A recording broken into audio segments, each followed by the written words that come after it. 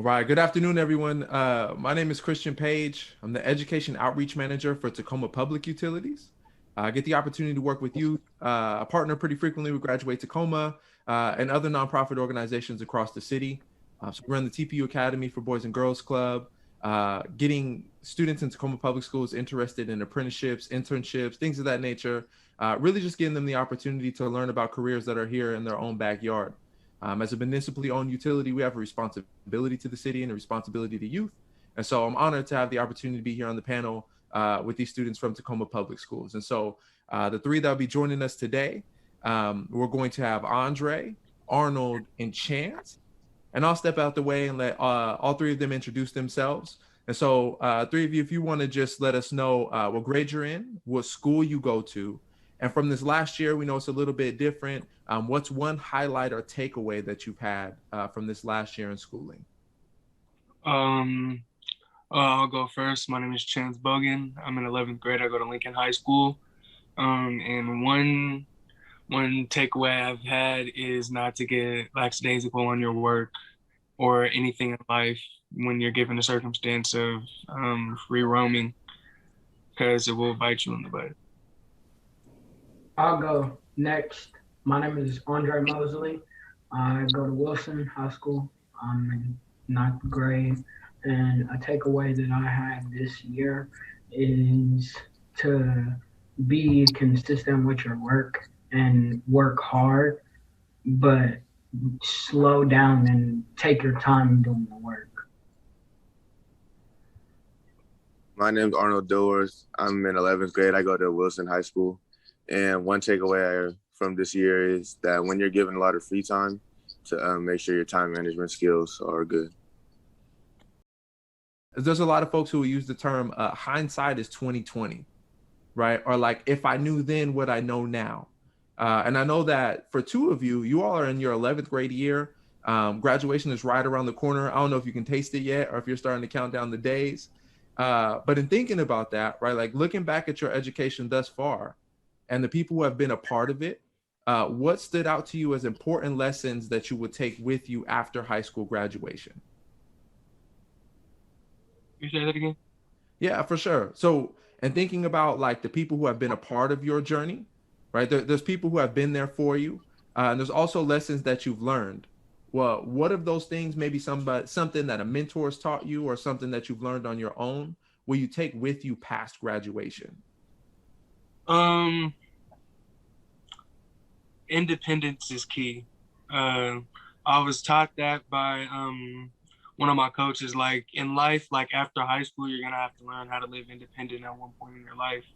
So if you're great at being independent and you can do everything you need by yourself, you'll be fine. So that's one thing I've learned and I'll take on with me past high school. Chance, can we ask you who that coach is? Go ahead and give that man his flowers.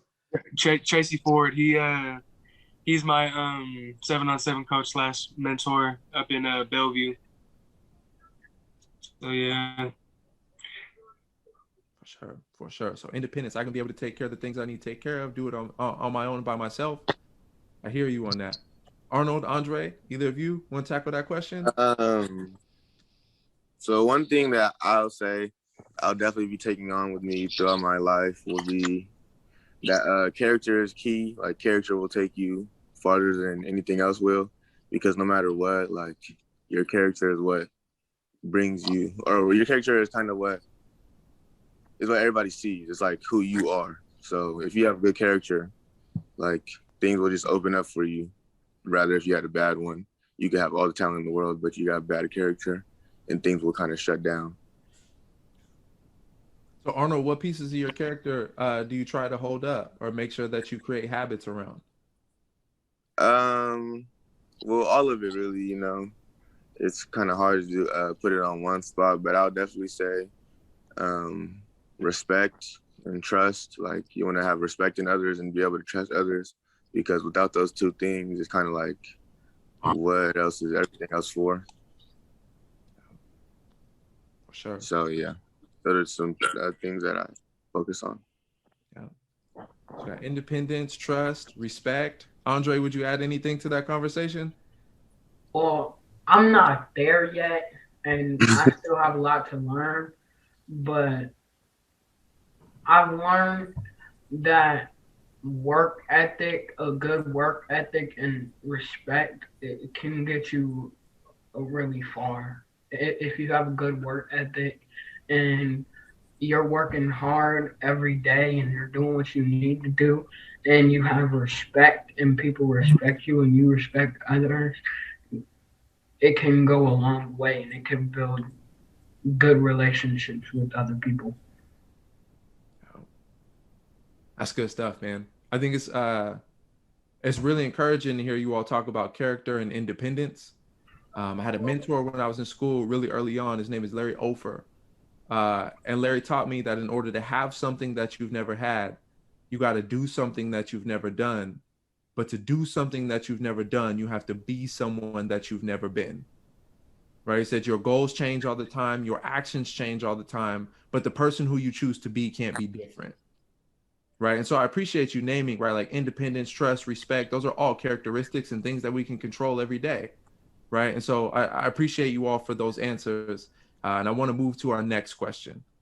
And Andre, I know that you're only in the 9th grade, but you got some wisdom behind you, man. So feel this question when I ask it.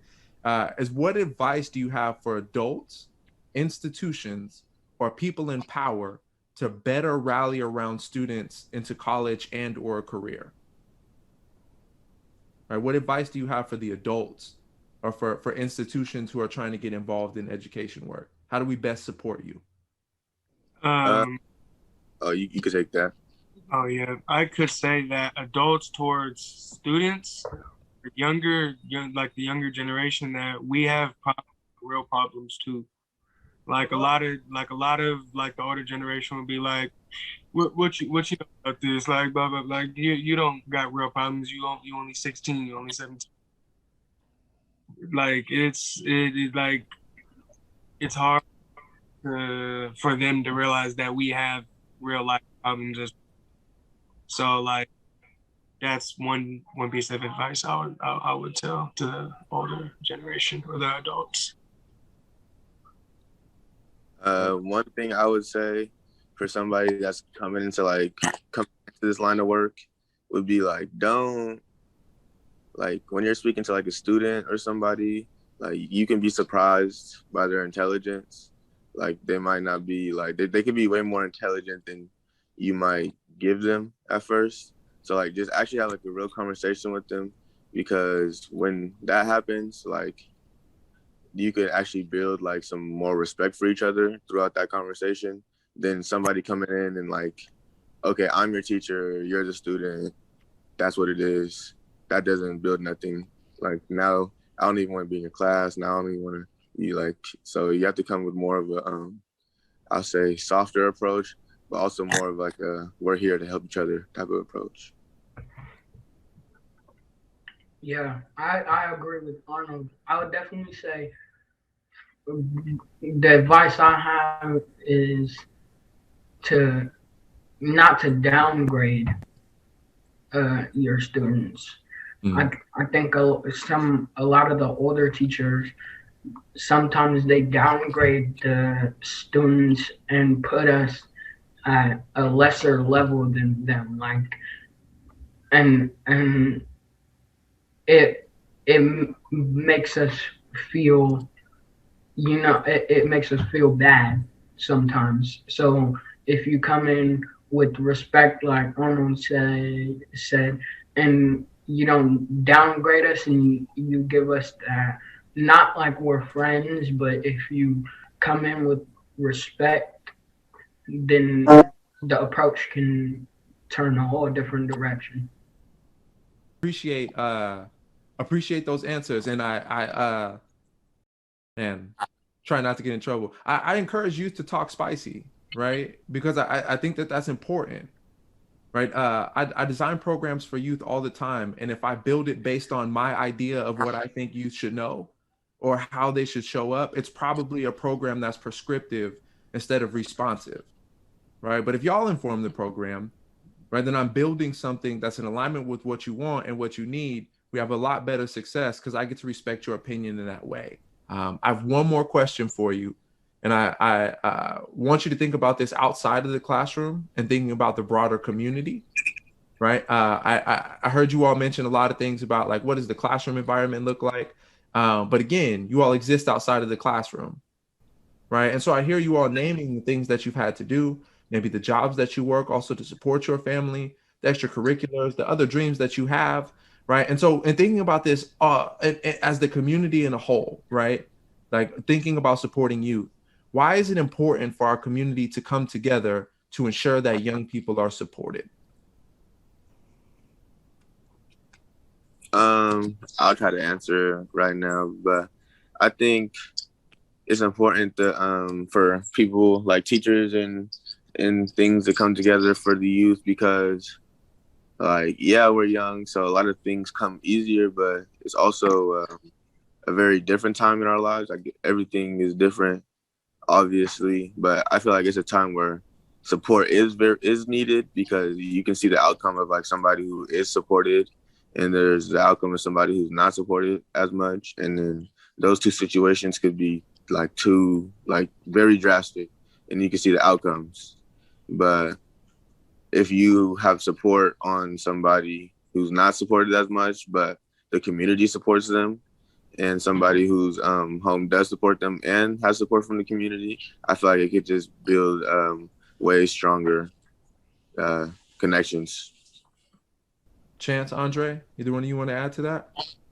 To come together for youth and for teachers, I think it's important because us kids and us youth, we have problems, but also the teachers have stuff they got going on. So, and when you put different programs like mentoring programs for youth or things like that, like fun activities, field trips and stuff like that, and bring the community together for the youth, it builds strength in the community. That's good, Andre. That's good. Chance, you have something you wanted to add? Yeah, I think it's important for the community to support the youth because the youth is the future of everything.